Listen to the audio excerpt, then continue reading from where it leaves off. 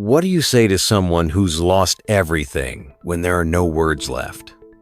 What if hope didn't sound like motivation, but like mercy?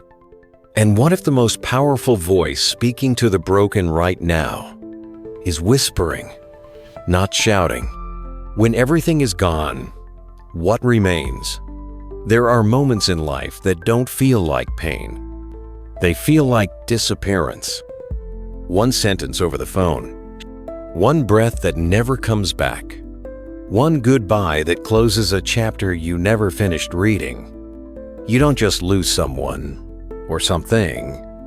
You lose your map, your rhythm, your sense of belonging in the world. In those moments, people try to help. They send you quotes. They say, "Time heals." They smile with eyes that don't understand. But deep down, what you crave isn't a solution. It's not advice. It's presence. That's where Pope Francis enters, not with a microphone, but with a quiet compassion that meets you where you've collapsed. He doesn't rush you toward redemption. He doesn't tell you to rise. He sits with you in the ache. Because sometimes the most powerful ministry isn't in sermons or scriptures. It's in someone who sees your pain and doesn't walk away. Pope Francis speaks softly but not weakly. His words aren't meant to pull you out of the rubble. They're meant to remind you that even here, you are not forsaken. His message is not a strategy.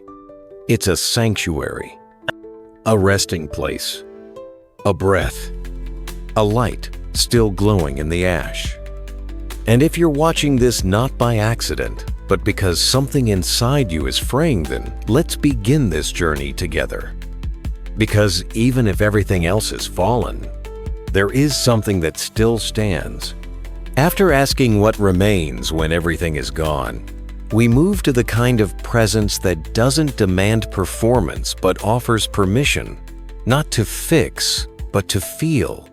This is where Pope Francis begins to speak directly to the soul in pieces. When the world collapses, God sits with you. When your world falls apart, most people panic. They want to fix you. They offer advice. They send articles. They try to cheer you up. They mean well. But sometimes, their help hurts more than silence. Because when your life is burned down, blueprints aren't what you need. You need someone who doesn't mind the ashes. And Pope Francis understands that. He doesn't hand you a checklist. He doesn't give you a timeline. He doesn't say, "You'll bounce back." He gives you something holier than solutions. Time, tears, permission. Sometimes all you can do is weep. And that too is prayer. He reminds you, you don't have to pray with words. Your breath counts. Your tears count. Your silence counts. You don't need answers to be heard. You don't need healing to be held. You just need to show up, and even that, barely. Because in the economy of grace, collapse is not failure. It's faith, refusing to lie. He says, God is not a distant observer. He is in the dirt with you, not watching, not judging, with you, sitting next to the hospital bed, holding space in the funeral pew, breathing beside you in the middle of the night when no one calls. That's not poetry, that's presence. And presence, Pope Francis reminds us, is what God offers most tenderly in our most fragile moments. From the stillness of God's presence in our collapse, we now arrive at the aching question we all ask in the aftermath. If I've lost everything, what's left of me? You are not what you've lost. When your life falls apart, it doesn't just take your plans. It takes your sense of identity. One day you were someone's spouse, someone's leader, someone with a 5-year plan. And then suddenly you're not. It happens quietly. You lose the title, the income, the role, the rhythm, the routine. And with it, something inside you whispers, maybe I'm not worth much anymore. Maybe I was only valuable because of what I gave. Maybe my worth ended when that chapter closed. But Pope Francis leans into that fragile silence and says, "You are not what was taken from you." Read that again.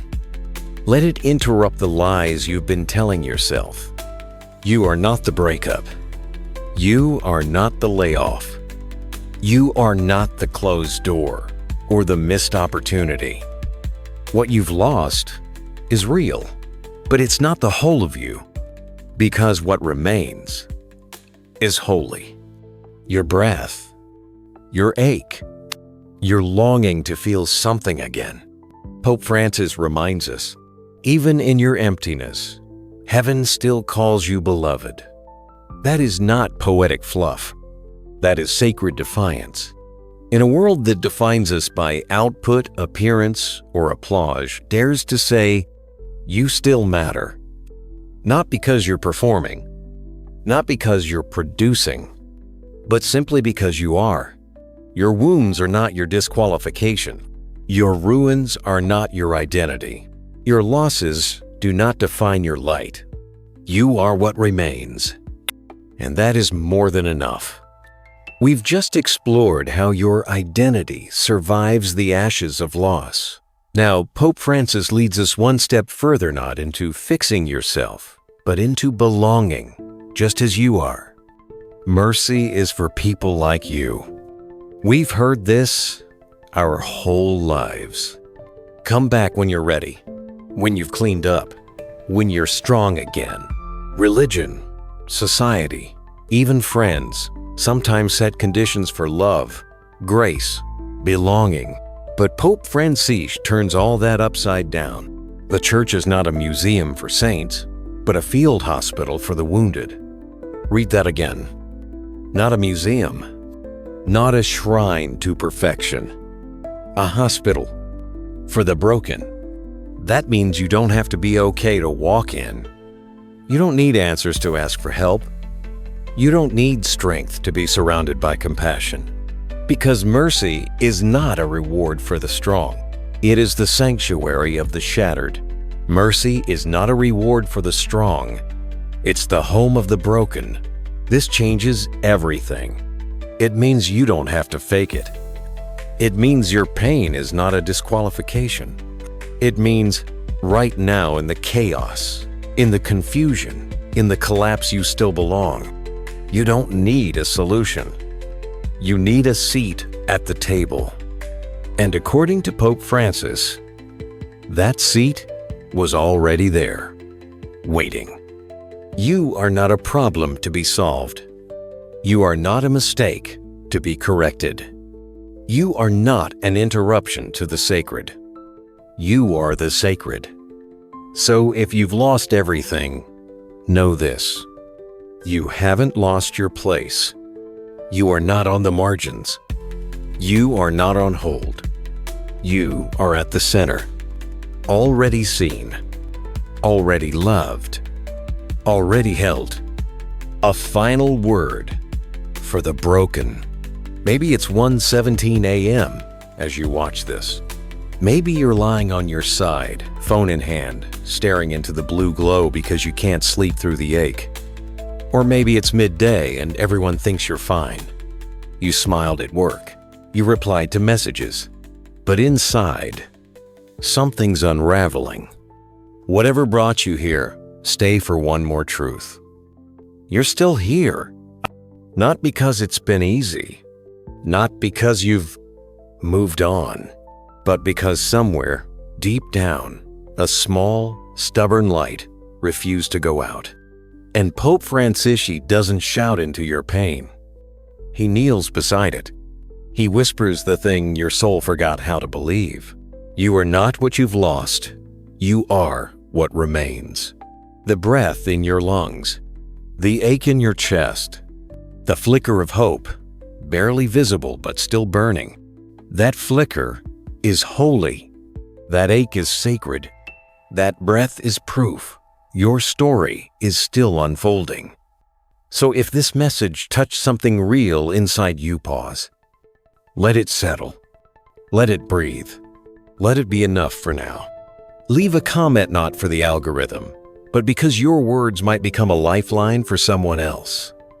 Subscribe to Mindful Way TV not for endless content, but for spaces like this. Quiet, honest, human. And when you read your next video is waiting, not to rescue you, but to remind you, you were never alone in the dark, and you still aren't.